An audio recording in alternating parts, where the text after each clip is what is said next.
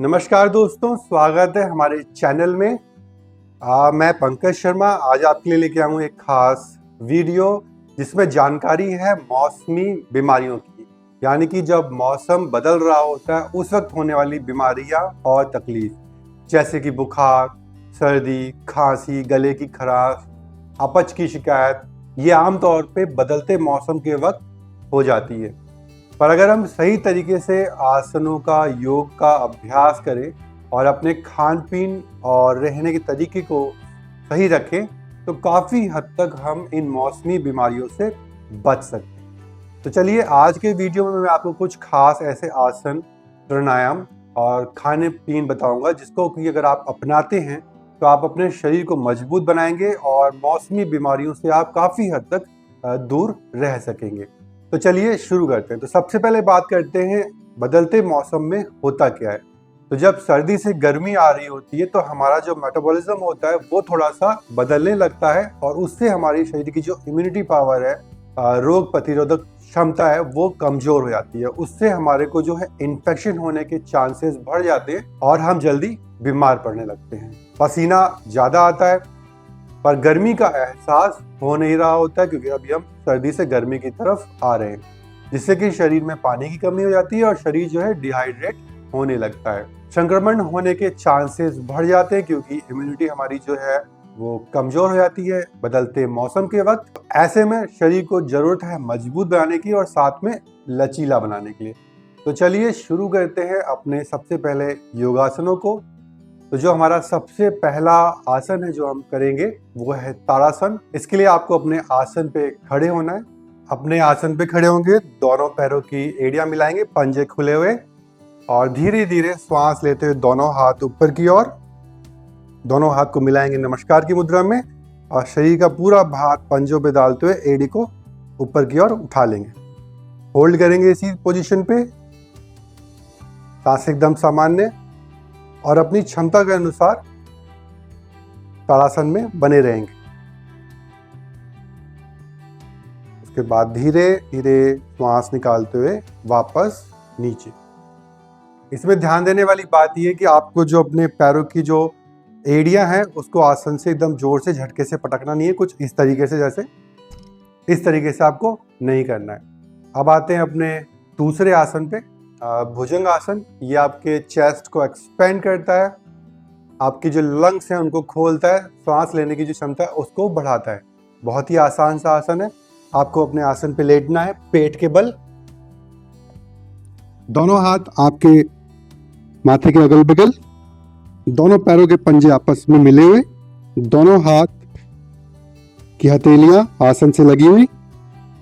अब धीरे धीरे श्वास लेते हुए पहले अपने सर को उठाएंगे और फिर धीरे धीरे अपने दोनों कंधों को उठा देंगे गर्दन पीछे की ओर और होल्ड करेंगे इसी पोजीशन। सांस एकदम सामान्य।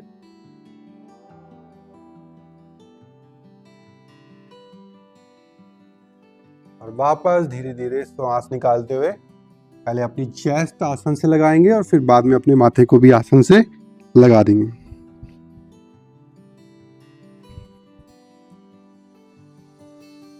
तो इस तरीके से हुआ आपका दूसरा आसन, भुजंग आसन।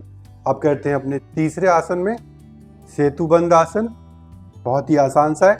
इसमें आप अपने पीठ के बल लेटेंगे, दोनों हाथ आपकी कमर के अगल बगल, दोनों हाथ सीधे और दोनों पैर सीधे, पंजे आपस में मिले हुए, दोनों पैरों को मोड़ेंगे, एड़ियां लगाएंगे अपने नितंब के अगल बगल और श्वास लेते हुए अपने कमर वाले हिस्से को उठा देंगे।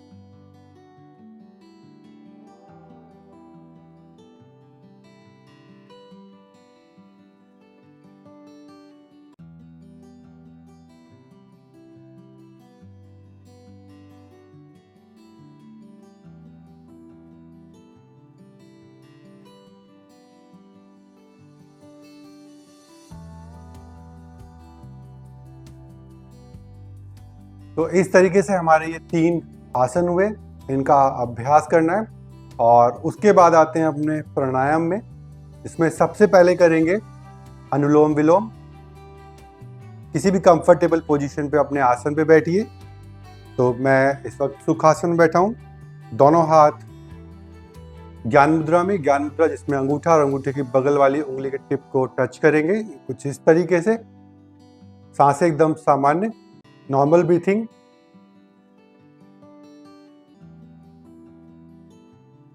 अपने बाएं हाथ से प्राणायाम मुद्रा बनाएंगे जिसमें अंगूठे की दोनों जो बगल की दोनों उंगलियां हैं इनको आप अपने हथेली से लगाएंगे और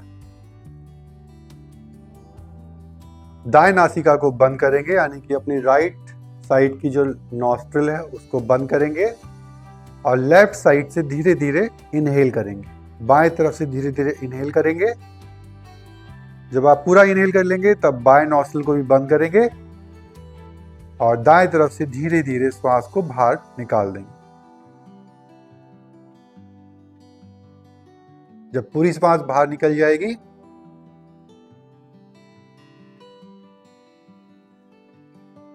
तब दाएं तरफ से धीरे धीरे वापस, यानी कि राइट साइड से धीरे धीरे इनहेल करेंगे। राइट साइड के नॉस्ट्रिल को बंद करेंगे, लेफ्ट साइड से फिंगर को हटाएंगे और लेफ्ट साइड से श्वास को पूरा एक्सहेल कर दें। तो ये हुआ एक चक्र। मैं एक बार फिर से रिपीट कर देता हूं। लेफ्ट साइड से आपको इनहेल करना है। जब आप पूरा इनहेल कर लेंगे तब आपको राइट साइड से एक्सहेल कर देना। उसके बाद आप राइट साइड से इनहेल करेंगे और लेफ्ट साइड से पूरा एक्सहेल कर देंगे। ये एक साइकिल होती है। तो इस अनुलोम विलोम को आप कम से कम 5 मिनट कीजिए।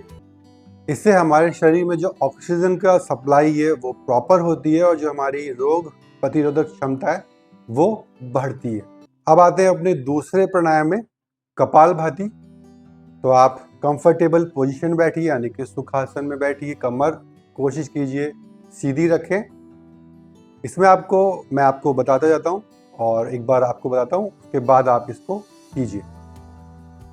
तो पहले आप अपनी एकदम जो सांसें हैं उनको एकदम सामान्य कर लें, यानी कि नॉर्मल इनहेल एक्सहेल चलता रहे। शरीर की जो थकान है वो बिल्कुल भी ना हो रही हो, सांसें उखड़ ना रही हो, यानी कि तेज ना चल रही हो, नॉर्मल ब्रीथिंग जैसे होती है उसमें। दोनों हाथों से आप अपने घुटनों को पकड़ लेंगे ग्रिप बनाने के लिए और पूरा आप इनहेल करेंगे और उसके बाद धीरे धीरे छोटे छोटे स्ट्रोक मारते हुए श्वास को निकालेंगे।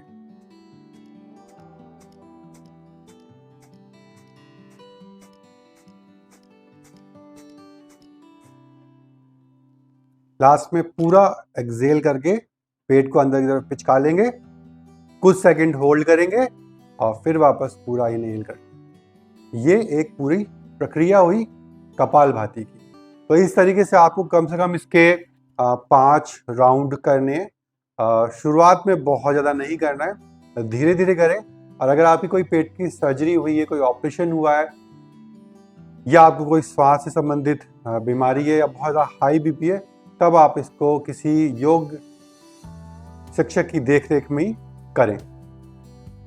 तो ये थे कुछ खास आसन और प्राणायाम जिनका कि अगर आप नियमित रूप से अभ्यास करते हैं तो आप काफी हद तक मौसमी बीमारियों से बचे रहेंगे।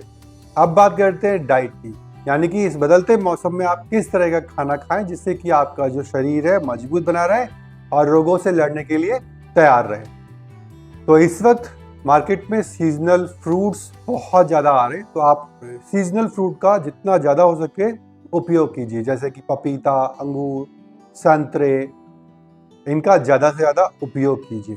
हर्बल चाय पीजिए जिसमें कि आप तुलसी और अदरक की चाय पी सकते हैं। तो इसमें करना ये है कि 1 कप लीजिए, उसमें अदरक और तुलसी डाल दिए, अच्छी तरीके से उसे उबालिए और अगर आपके पास शहद है तो शहद डालिए और चीनी है तो आप चीनी भी डाल सकते हैं।